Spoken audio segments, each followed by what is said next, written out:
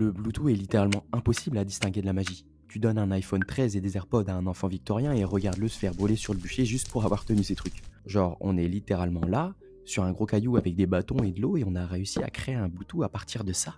C'est quoi le délire en vrai? Bon, en fait, c'est assez simple. Non, c'est faux, c'était un mensonge. C'est un truc de fou. Mais je vais grave te le simplifier. Pour commencer, ton téléphone et tes écouteurs communiquent avec de la lumière. Pas cette lumière. C'est une sorte de lumière chelou sur le spectre électromagnétique. L'œil humain peut voir entre 400 et 600 nanomètres. Zoom arrière et tu remarques que l'œil humain est en fait aveugle.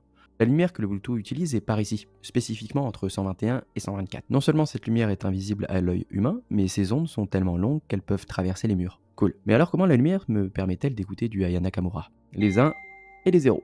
Disons que le 121 c'est le bleu et le 124 c'est le vert. Si ton téléphone veut envoyer un 1 à tes écouteurs, son antenne devient bleue.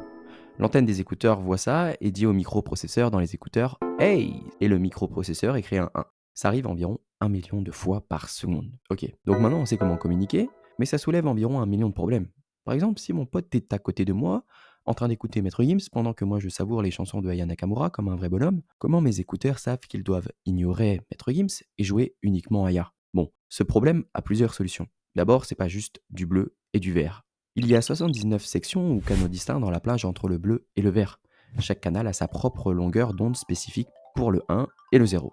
Donc pendant que toi tu es sur le canal 37, par exemple, ton pote peut être sur le canal 73. Mais s'il y a 158 téléphones et écouteurs qui jouent de la musique au même endroit, bon, ouais, déjà la latence serait absolument scandaleuse. Mais quand même, hein, tes écouteurs s'en sortiraient pour jouer la seule et unique Aya, et pas la dope de quelqu'un d'autre. Bon, comment? C'est là qu'on parle enfin de la façon dont ton téléphone et tes écouteurs s'appareillent. Pense à tes écouteurs comme un cadenas. Quand tu cliques sur le bouton pair sur les écouteurs, ils envoient activement une clé via leur antenne. Ensuite, dans les paramètres de ton téléphone, tu peux voir toutes les clés envoyées. Et ton téléphone peut dire clé numéro 37, c'est toi que je choisis. Ce qui se passe ensuite, c'est qu'au début de chaque paquet de 1 et de 0, tes écouteurs changent de cadenas. Et en utilisant l'ancienne clé, ils donnent une nouvelle clé à ton téléphone. Donc techniquement, tes écouteurs peuvent entendre le maître Gims de ton pote s'il est sur le même canal. Mais comme ils n'ont pas la bonne clé, non seulement ils ignorent complètement, mais ils n'ont pas la moindre idée de comment le lire, parce que la clé est un chiffrement pour le reste du message. Maintenant, une autre question se pose. Est-ce qu'un fucking hacker pourrait intercepter et décrypter tout ce qui est transmis entre ton téléphone et tes écouteurs? Ton téléphone et tes écouteurs ne restent pas juste sur un canal. Ils font ce qu'on appelle du frequency hopping. Ils sautent de canal en canal et font ça environ 1600 fois par seconde.